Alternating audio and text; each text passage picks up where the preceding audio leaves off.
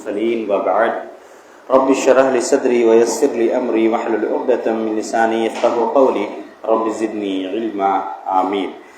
محترم بزرگوں، دوستو، حاضرین اکرام، اللہ رب العالمین کا کرم اور اس کا فضل ہے کہ اللہ رب العالمین کی ہم عبادت کر رہے ہیں، روزہ رکھ رہے ہیں، قرآن کی تلاوت کر رہے ہیں۔ اللہ رب العالمین ہمارے تمام اعمال میں پہلے تو اخلاص پیدا فرمائے اور اخلاص کے ساتھ عمل کی توفیق دے، اور ساتھ ہی دین کا، شریعت کا علم حاصل کرنے کی توفیق عطا فرمائے۔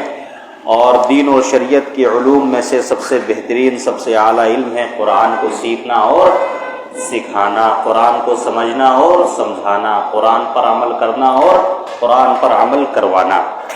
لہذا آج ہم اور آپ 12ویں روزے کے افطاری کے وقت کے قریب ہو رہے ہیں، اور اسی کی مناسبت سے 12ویں پارے کا خلاصہ لے کر کے میں آپ کے سامنے حاضر خدمت ہوں۔ 12واں پارہ وما من دابۃ یہاں سے شروع ہوتا ہے۔ اس پارے میں 2 حصے ہیں، ایک تو سورہ ہود ہے مکمل، سورہ ہود، اور دوسری سورہ یوسف۔ ہود اور یوسف سے آپ سمجھ گئے ہوں گے کہ کون سی صورتیں ہیں اور ان کو ہود اور یوسف کیوں کہا جاتا ہے۔ سورہ ہود میں 3 باتیں ہیں، جو خلاصہ ہے سورہ ہود کا، اس میں 3 باتیں ہیں۔ اس میں سے جو پہلی بات ہے قرآن کریم کی عظمت، قرآن کریم کی عظمت، قرآن اپنی آیات اور قرآن کا جو اپنا معانی ہے، یعنی جو قرآن کے میننگز ہیں، جو اس کی مرادیں ہیں اور جو اس کے مضامین ہیں، یعنی کہ جو ٹاپکس ہیں، اس کے اعتبار سے ایک بالکل محکم مضبوط کتاب ہے۔ کیا ہے؟ ایک دم مضبوط محکم کتاب ہے۔ اس میں کسی بھی اعتبار سے کوئی اختلاف، انتشار، فساد، خلل، عبارت کے اندر کوئی لوچ، کوئی جھول کچھ نہیں ہے۔ گرامر کے اعتبار سے سب سے بیسٹ، ایک دم زبردست چوٹی پر ہے یہ کتاب۔ معانی، مفاہیم، ہر اعتبار سے اس کے اندر تعارض نہیں، نو اینی آبجیکشن، کچھ نہیں اس کے اندر، کوئی تناقض نہیں، کوئی علل نہیں، کچھ نہیں، بالکل صاف اور شفاف یہ اللہ رب العالمین کا کلام ہے، محکم ہے، اور یہ اس بات پر دلالت کرتا ہے کہ یہ انسان کا کلام نہیں ہے۔ اس کے بعد میں اللہ رب العالمین نے منکرین قرآن کو چیلنج کیا۔ کیا چیلنج کیا؟ ام یقولون افتراہ، اگر تمہیں یہ شک ہے کہ یہ گڑھ لیا گیا ہے، بنا لیا گیا ہے، محمد صلی اللہ علیہ وسلم نے صحابہ اکرام سے، اپنے ساتھیوں کے ساتھ مل کے اس کو راتوں رات بنا لیا ہے، قل، تو اے نبی آپ فرما دیجئے، فَأْتُوا بِعَشْرٍ سُوَرٍ 10 صورتیں بنا کر کے دکھا دو قرآن جیسی۔ 10 صورتیں تو بہت بڑی بات ہے، ایک آیت نہیں بنا سکتے یہ لوگ۔ تو اللہ رب العالمین نے چیلنج کیجیے، اچھا 10 صورتیں نہیں بنا سکتے؟ اللہ نے کہا ایک بنا لو۔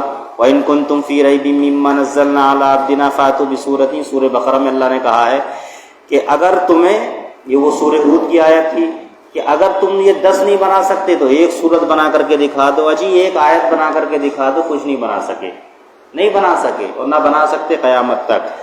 بہت سارے آئے، لاکھوں کروڑوں آئے قرآن کو مٹانے والے، بدلنے والے، اس کے اندر چینجز کرنے والے۔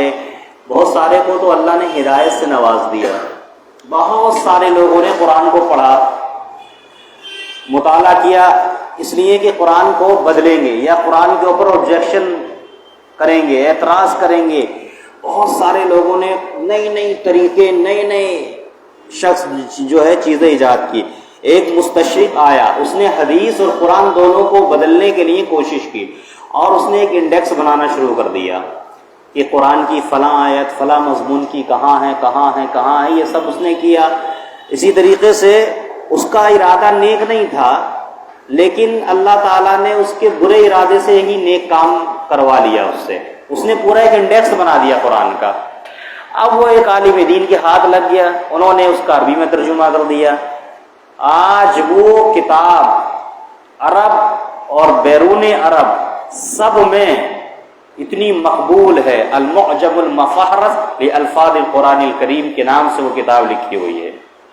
اسی طریقے سے کتاب لکھی گئی المعجم المفہرس لاحادیث النبویہ، کون سی آیت کہاں ہے، کس صورت میں کون سا لفظ کتنی بار آیا ہے. تو کئی طریقے سے لوگوں نے قرآن پر جو ہے اعتراض کرنا، بدلنے کی کوششیں کی. اللہ نے ہدایات سے نوازا، اللہ رب العالمین نے بہت سارے جو ہے اس کے ذریعے سے راستے نکال دیے، لیکن قرآن کو کوئی نہیں بدل پایا. تو اللہ نے اسی تعلق سے یہ چیلنج کیا کہ آؤ میدان میں اترو، تم بھی عربی داں ہو، تم بھی اپنے وقت کے ادیب ہو، ماہر ہو، نحوی ہو، صرفی ہو، گرامرسٹ ہو، آؤ کرو مقابلہ قرآن کا. نہیں کر سکے. سورہ کوثر ٹانگی گئی تھی خانہ کعبہ کی دیوار پر، سارے بڑے بڑے ادیب، اسکالر، پروفیسر رات بھر اپنا ماتھا گھس کے کچھ نہیں کر پائے. آخر میں آ کر کے ایک اسکالر لکھ دیتا ہے جو اس وقت کا عربی کا سب سے ماہر اسکالر ہوتا اپنے وقت کا، آ کر کے آخر میں لکھتا ما ھذا قول البشر، یہ انسان کا کلام ہی نہیں ہے. لکھنے پہ مجبور ہو گئے. اللہ رب العالمین نے اگلی بات جو ہے توحید بیان کی ہے اور اس کے دلائل بیان کیے ہیں. ساری مخلوق کو رزق کون دیتا ہے؟ اللہ دیتا ہے. پالتا کون ہے؟ اللہ. پانی کون برساتا ہے؟ اللہ. انسان ہوں یا جنات ہوں، چوپائے ہوں، پرندے ہوں، سب پر اللہ رب العالمین بارش برساتا ہے. تالاب کی مچھلیاں ہوں، زمین پہ رینگنے والے کیڑے مکوڑے ہوں، جتنے بھی ہوں، سب کی روزی کی ذمہ داری کس کے اوپر ہے؟ اللہ کے اوپر ہے. لیکن بندے کہتے ہیں نہیں، سب اللہ پر نہیں ہے. بندے کیا کہتے ہیں؟ سب اللہ پر نہیں ہے، کچھ غیر اللہ پر بھی ہے. معاملہ ہے نہیں ہے؟ ہاں. اب اس عقیدے کو اب جب یہ باتیں کہی جاتی ہیں تو آدمی کو ہضم نہیں ہوتی، حلق سے نیچے نہیں اترتی ہیں. ہمارے سنی بھائی ہوں، ان کو یہ حلق سے نیچے نہیں اترتی باتیں. کیسی باتیں کرتے ہو آپ مولانا صاحب؟ کون کہتا کہ اللہ تعالیٰ کے علاوہ بھی روزی کسی اور کے پاس ہے؟ ہم تو نہیں مانتے. اب ان سے کہو یہ بتاؤ، تمہارے گھر میں قوالی بجتی ہے، یہاں خواجہ کی سکہ چلتا ہے اور خواجہ کے در پہ سب کچھ ملتا ہے اور سب کچھ پلتا ہے، سب کچھ یہی سے چلتا ہے، سب کچھ یہی سے ہوتا ہے، یہ کیا ہے؟ تو یہ کہہ کے ٹال دیا جاتا ہے یہ تو ایک قوالی ہے. بس قوالی نہیں، یہ پورا منظم ایک عقیدہ ہے یا نہیں ہے؟ یہ منظم طریقے سے ایک عقیدہ بنایا گیا، بٹھایا گیا ہے اور لوگوں کا عقیدہ ہے بھائی ہے. وہاں جائیں گے تو رزق میں برکت آئے گی. سورہ یاسین کے تغرے، سورہ یاسین کے تغرے، سورہ ملک کے تغرے دکانوں میں لٹکائیں گے، برکت ہوگی، روزی آ گئی. تو اللہ پھر روزی والا کہاں رہا؟ اللہ کے اوپر عقیدہ کہاں رہا؟ اس کے اوپر ہمارا بھروسہ کہاں رہا؟ ہمارا بھروسہ تو یاسین والے تغرے پر ہو گیا، 786 والے تغرے پر ہو گیا. ہوا یا نہیں ہوا؟ ہاں. اور جو بابا جی نے کہا ہے کہ ہر جمعرات کو دیا جلا دیو تو اس سے برکت ہوگی، تو اس پہ ہمارا عقیدہ ہو گیا، اللہ پر کا رہا. پھر یہ کہتے ہو عجیب یار توحید ہے تمہارا، عجیب اسلام ہے. ایک طرف تو کہتے ہو اللہ روزی دیتا ہے، دوسری طرف کہتے ہو نہیں یہ بھی دیتے ہیں. یہ اللہ سے اس کی عبادت کے ساتھ یہ بے وفائی ہے کہ نہیں ہے؟ ہم وفا کا کہا کر رہے ہیں. تو یہ چیزیں سمجھنے کی ہیں. آج مسلمانوں کا بہت بڑا طبقہ اللہ کو روزی رسا نہیں مانتا ہے. روزی رسا بغداد کے پیر جی ان کو مانتا ہے. بغداد والے پیر جی، اجمیل والے پیر جی، دیوا والے، بریلی شریف والے، تو کچھوچا شریف والے، تو یہاں والے، تو وہاں والے، تو حضور کا پنجہ ہے تو کسی کے پاس میں تو حضور کے پاؤں کا نشان ہے. کیوں بھائی؟ برکات برکات. دکان و مکان کی برکت کے لیے، خیر و برکت کے لیے ایک وہ آتا ہے نا بیچنے والا. اچھا لوگ اس سے خریدتے اور دکان گھر میں لٹکا لیتے. عجیب مذاق ہے. کیا کہتا ہے کہ دکان مکان کی خیر و برکت کے لیے تغرے لے لو، تغرے لے لو. آواز لگا لگا کے بیچتا نہیں بیچتا ہے. اچھا جب اتنے ڈھیر سارے تغرے وہ اپنی سائیکل پر لٹکائے ہوئے بیچ رہا ہے تو وہ اپنے مکان میں لٹکا کے کاہے نہیں برکت حاصل کر لیتا؟ وہ گلی گلی کیوں گھومتا پھر رہا ہے؟ یا اسی طریقے سے بابا ہوتے ہیں جو سب کو سب کچھ بانٹتے ہیں. اب جانتے اس کا بھی جواب ہے ان لوگوں کے پاس. اس کے پیچھے انہوں نے ایک اور عقیدہ گڑھ لیا ہے، ان کو دنیا سے مطلب نہیں. ارے بھائی تو پھر یہ کیسے بابا ہیں؟ انہیں تو دنیا سے مطلب نہیں، تمہیں دنیا میں پھنسا کے جا رہے ہیں. اس کا مطلب تم سے دشمنی کر رہے ہیں. دوستی دشمنی ہے یا دوستی؟ جو اللہ والا ہوتا ہے اسے دنیا سے کوئی مطلب نہیں ہوتا ہے. تو پھر اللہ والا اب حدیث سنی اللہ کے رسول صلی اللہ علیہ وسلم، تم میں کا کوئی شخص اس وقت تک مومن نہیں ہو سکتا جب تک کہ وہ چیز جو اپنے لیے پسند کرتا ہے اپنے بھائی کے لیے پسند نہ کرے۔ اچھا تو بھائی یہ کیسا اللہ والا ہے، یہ کیسا آپ کا بھائی ہے؟ آپ کے لیے تو دنیا داری پسند کر رہا ہے، آپ کو دنیا میں پھنسا کے جا رہا ہے اور خود اللہ والا بنا بیٹھا ہے، تو آپ کو اللہ والا کاہے کیوں نہیں بناتا ہے؟ وہ آپ کو کیوں نہیں دنیا سے بے رغبتی کی تعلیم دیتا کہ بچہ بیٹا دنیا اتنی کماؤ کہ جتنے سے زندگی گزار سکو، اتنی مت مانگو کہ جس میں تم پھنس کے لوگوں کے گلے دبانے لگو۔ اور وہ تو اور گلے دبانے کی ترکیب بتائے گا، انڈا لے کے آنا، مرغا لے کے آنا، کالا بکرا لے کے آنا، کس پہ جادو کروانا ہے میں کر دوں گا، کس کا کاٹنا میں کاٹ دوں گا، کس کی ہنڈیا باندھنی ہے، کس کا چولہا باندھنا ہے، کس کی شرمگاہ باندھنی ہے، جی یہاں تک کے جادو ہوتے ہیں، جس کا گھر باندھنا ہے۔ تو یہ کائے کا اللہ والا، کیسا اللہ والا؟ تو ان لوگوں کو ہم نے روزی رسا مان لیا کہ یہ روزی دینے والے ہیں۔ اللہ کے واسطے تھوڑی عقل لائیے، اب تو ماڈرن ترقی یافتہ ٹیکنالوجی کا زمانہ آ گیا، آج بھی یہ پاکھنڈ، یہ بابا اور یہ مدارات اور یہ قبے اور یہ چوغے اور یہ خانقاہیں مسلمانوں کے مال کو تو سوت رہی ہیں، ایمان کو لوٹ رہی ہیں اور توحید کو مٹا رہی ہیں۔ اللہ رب العالمین نے فرمایا وَمَا مِن دَابَّةٍ فِي الْأَرْضِ إِلَّا عَلَى اللَّهِ رِزْقُهَا، زمین پر جتنے بھی چوپائے ہیں سب کی روزی کی ذمہ داری اس خالق حقیقی کے ذمے ہے۔ وَيَعْلَمُ مُسْتَقَرَّهَا وَمُسْتَوْدَعَهَا، وہ ہر جاندار کے ٹھہرنے، رکنے اور پناہ حاصل کرنے کی جگہ کو جانتا ہے اور کوئی چیز اس سے چھپی ہوئی نہیں ہے۔ کل فی کتاب مبین، یہ واضح کتاب میں لکھا ہوا ہے۔ وَهُوَ الَّذِي خَلَقَ السَّمَاوَاتِ وَالْأَرْضَ، اور وہی اللہ رب العالمین ہے جو آسمانوں اور زمین کی تخلیق کرنے والا ہے۔ فی ستۃ ایام، 6 روز میں۔ وَكَانَ عَرْشُهُ عَلَى الْمَاءِ، اللہ رب العالمین نے جب اس کائنات کو بنایا، تخلیق کیا، تو اللہ کا عرش پانی پر تھا۔ لِيَبْلُوَكُمْ أَيُّكُمْ أَحْسَنُ عَمَلًا، اور تمہیں دنیا میں بھیج کر کے، دنیاوی زندگی دے کر کے اللہ رب العالمین یہ دیکھنا چاہتا ہے کہ تم میں سے بہترین عمل کرنے والا کون ہے۔ پھر اللہ رب العالمین نے تیسری بات یہ ذکر کی ہے کہ روز قیامت انسانوں کی 2 قسمیں ہوں گی۔ قیامت کے دن میدان محشر میں 2 قسمیں ہوں گی، یا تو ایک تو جنتی ہوں گے اور ایک جہنمی ہوں گے، ٹھیک ہے نا، بدبخت لوگ اور نیک بخت لوگ۔ جو بدبخت لوگ ہوں گے، گناہگار، خطا کار، مجرم لوگ ہوں گے، ان کے لیے ہولناک عذاب ہوگا۔ اب جب تک اللہ رب العالمین چاہے گا، حالت کفر پر مرنے والوں کے لیے تو ہمیشہ ہمیشہ کی جہنم ہے، اور نیک بختوں کے لیے جنت ہے ہمیشہ ہمیشہ کے لیے۔ لیکن اگر ان نیک بختوں میں سے کسی نے گناہ کیے ہیں، کبیرہ گناہ کیے ہیں، قتل کر دیا ہے یا اسی طریقے سے اور بڑے بڑے گناہ کیے ہیں، تو اللہ رب العالمین ان کو سزا دے گا۔ اگر ان کی بعض نیکیاں ایسی ہوں گی کہ جن سے گناہ مٹا دیے جاتے ہیں، تو اللہ تعالیٰ کی رحمت کا کوئی ٹھکانہ ہم اندازہ نہیں لگا سکتے۔ اللہ چاہے گا تو معاف کر دے گا، وہ اللہ کے اوپر ہے، ہم کہہ نہیں سکتے، مطلب فی الفور ہم اس کے اوپر کوئی فیصلہ نہیں کر سکتے، وہ اللہ کی رحمت کے اوپر ڈیپینڈ ہے، چاہے گا تو سزا دے دے گا، چاہے گا تو معاف کر دے گا۔ اور جو لوگ جنت میں رہیں گے ان کے لیے کیا ہے؟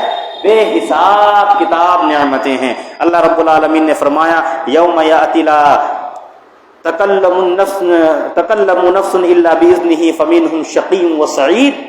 اللہ رب العالمین وہ جب دن آئے گا تو کسی نفس کو بولنے کی طاقت یا اجازت نہیں دی جائے گی سوائے اس کے جس کو اجازت ملے۔ ان میں سے کچھ نیک بخت ہوں گے، کچھ بدبخت ہوں گے۔ فاما الذین شقوا ففی النار، جو بدبخت ہوں گے وہ جہنم میں ہوں گے، اور جو نیکوکار ہوں گے وہ ہمیشہ کی جنتوں میں ہوں گے۔ اللہ رب العالمین اپنے بندوں کے ساتھ میں جو چاہتا ہے وہ کرتا ہے۔ بہرحال اللہ رب العالمین نے نیک بخت اور بدبخت دونوں کا ذکر کیا ہے۔ اس کے بعد میں پھر سورہ یوسف شروع ہوتی ہے، تو اس میں یوسف علیہ السلام کا قصہ ہے، ہم اور آپ بخوبی جانتے یوسف علیہ السلام کا قصہ کیا ہے۔ یوسف علیہ السلام کے قصے سے ہمیں کیا نصیحت ملتی ہے، کیا سبق ملتا ہے، وہ ہم کو سمجھنا چاہیے۔ قصہ پورا آپ کے سامنے ہے، کیا قصہ تھا۔ سب سے پہلی چیز یہ ہے کہ بڑی سے بڑی آزمائش پہ صبر کرنا چاہیے۔ یوسف علیہ السلام اور ان کے والد صاحب نے صبر کیا۔ یعقوب علیہ السلام روتے رہے بیٹے کی جدائی میں۔ انما اشکو وبثی وحزنی الی اللہ، اللہ رب العالمین سے شکایتیں کرتے رہے، روتے روتے نابینا ہو گئے، آنکھوں کی بینائی چلی گئی، اللہ سے ہی مانگتے رہے، اللہ سے ہی مانگتے رہے، صبر سے کام لیا۔ اللہ سے مانگتے رہے، اللہ سے لو لگائے رہے۔ تو ہمیں بھی چاہیے صبر سے اللہ سے لو لگانی چاہیے۔ اب بیٹا باپ سے جدا ہو گیا، اتنا محبوب بیٹا ہے، اب بیٹے کو بھی باپ کی یاد آ رہی ہے، لیکن نہیں، انہوں نے صحیح وقت کا انتظار کیا۔ یوسف علیہ السلام نے بھی کنویں میں گرے، بھائیوں نے بے وفائی کی، کنویں میں ڈالے گئے، کنویں سے نکالے گئے، بیچے گئے، عزیز مصر کے پاس پہنچے، وہاں پر ان کو ایک بار نئی زندگی شروع کرنے کی ایک جو ہے اسٹارٹ اپ ملا، سب کچھ ملا، نوجوان ہوئے، اللہ نے فوراً امتحان لے لیا، اللہ نے فوراً آزمائش لے لی۔ آزمائش بھی اتنی کڑی، اتنا کڑا امتحان لیا کہ زبردست کہ اچھا پھسل جائے، لیکن نہیں، حضرت یوسف علیہ السلام نوجوانوں کے لیے ایک مثال بن گئے، ایک مثال بن گئے۔ زبردست امتحان، اللہ رب العالمین سے دعا مانگی، ثابت قدم رہے، اللہ نے امتحان میں پاس کر دیا۔ پھر اللہ نے ایک کڑا مضبوط امتحان لیا، جیل میں چلے گئے، جیل میں گئے، جیل میں جانے کے بعد میں وہاں پر صبر سے رہے اور اللہ رب العالمین کو نہیں بھولے، ساتھ ہی اللہ رب العالمین کی توحید کی تبلیغ کرنے لگے۔ قیدیوں سے کیا کہا؟ اے میرے جیل کے ساتھیوں، ذرا مجھے بتاؤ، ایک واحد قہار، ایک اللہ، ایک الہ زیادہ بہتر ہے یا متفرق الہ، الگ الگ الہ جن کی عبادتیں پوجا پرستش کی جا رہی ہے، جو گڑھ لیے گئے ہیں، بنا لیے گئے ہیں، وہ بہتر ہے؟ جیل کے ساتھیوں کو تبلیغ ہو رہی ہے۔ معلوم یہ ہوا کہ اگر ہمیں اللہ کے بارے میں معلوم ہے، دین کے بارے میں معلوم ہے، تو ہم جیل میں بھی جا کے تبلیغ کر سکتے ہیں اور سنت یوسفی ہم زندہ کر سکتے ہیں۔ توحید کا پیغام سنایا، اللہ رب العالمین نے پھر جو ہے ان کی دعائیں سنی۔ اللہ اکبر، کیا بنے؟ کیا بنے؟ زبردست اس وقت کے دور اندیش بنے آپ، یوسف علیہ السلام کیا بنے؟ بہترین بادشاہ جس کو کہتے ہیں نا، دور اندیش بادشاہ کیسا ہونا چاہیے، وہ یوسف علیہ السلام سے سیکھ لیا۔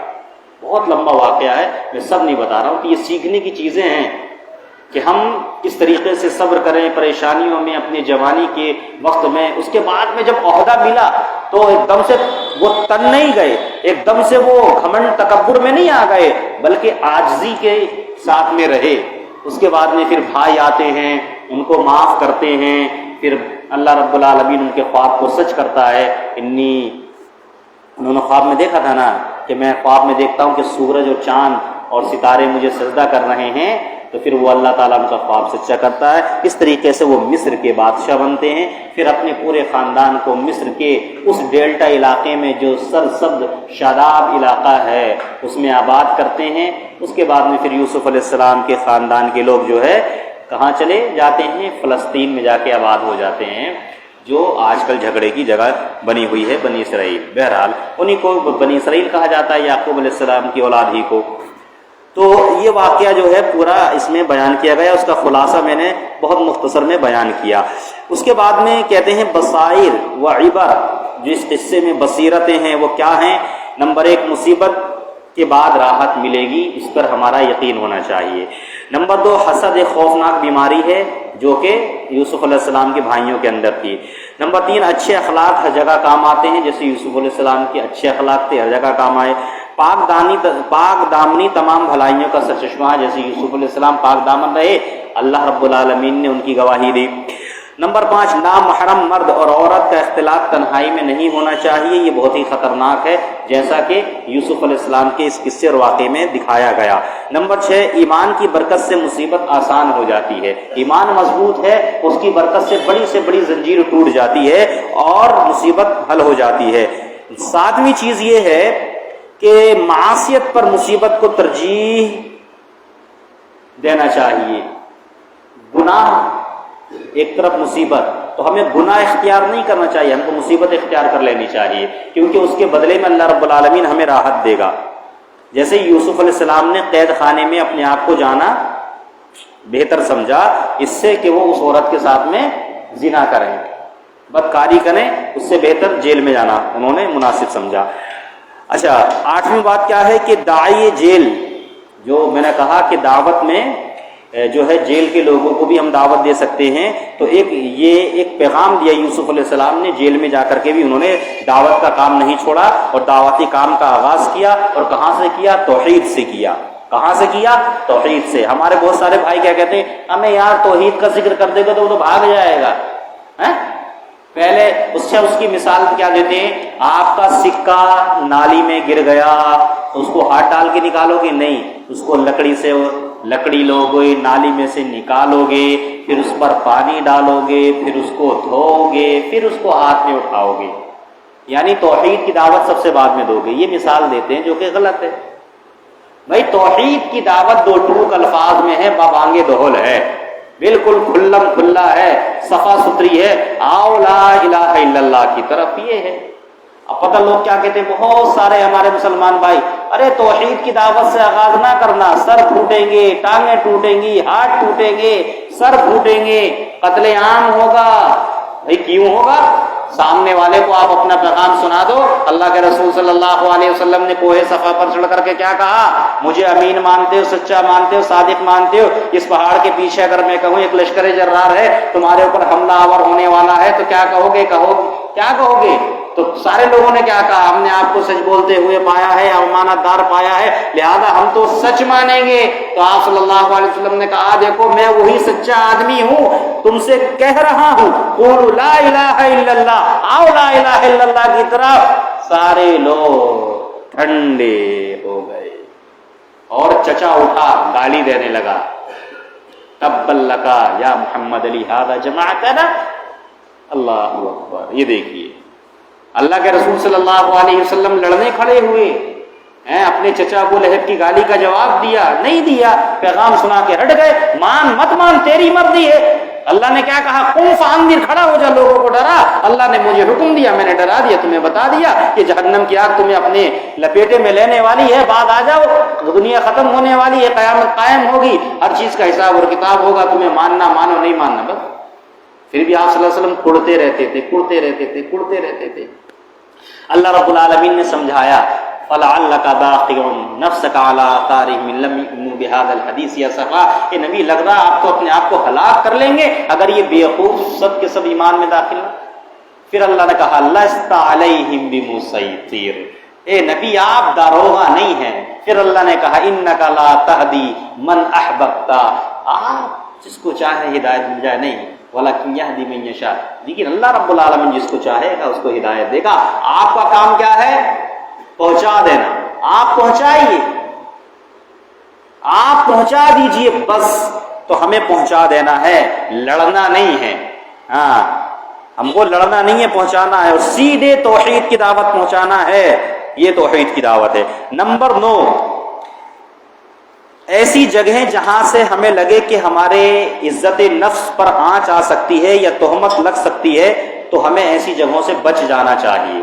جیسے شراب کی دکان ہے، اب شریف آدمی وہاں کھڑا نہیں ہونا چاہے گا، تو نہیں کھڑا ہونا چاہیے۔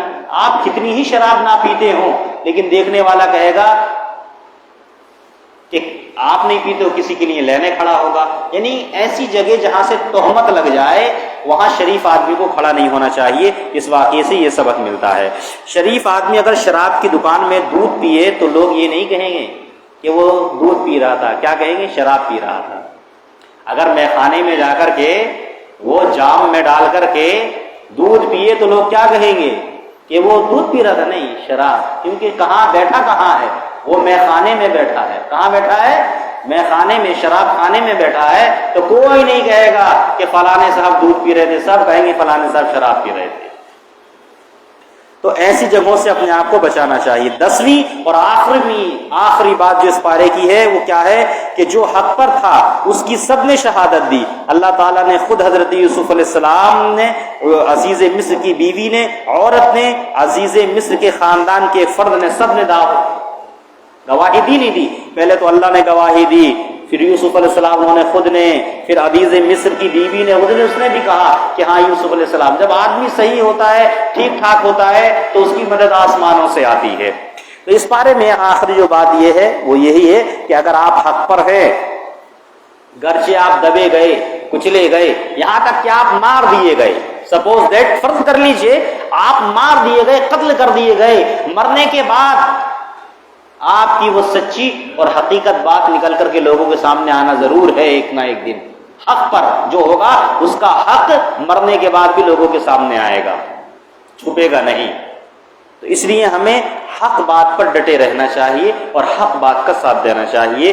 یہ 12ویں پارے کا خلاصہ حضرات کے سامنے پیش کیا گیا۔ اللہ رب العالمین سے دعا ہے کہ الہ العالمین تو ہم تمام مسلمانوں کو یوسف علیہ السلام کی اس واقعے سے جو نصیحتیں ہیں، عبرتیں ہیں، جو سمجھ میں ہمیں آئی ہیں، ان کو سمجھنے اور ان پر عمل پیرا ہونے کی توفیق عطا فرمائے۔ الہ العالمین تو ہمیں قرآن کو سمجھنے اور سمجھانے اور سمجھ کر پڑھنے اور پڑھانے کی توفیق عطا فرمائے، اور جب تک دنیا میں زندہ رکھ ایمان اور توحید پر زندہ رکھ، جب موت آئے تو ایمان اور توحید پر موت آئے۔ آمین یا رب العالمین۔ ربنا تقبل منا انک انت السمیع العلیم وتب علینا انک انت التواب الرحیم، وصلی اللہ علی النبی، والسلام علیکم ورحمۃ اللہ وبرکاتہ۔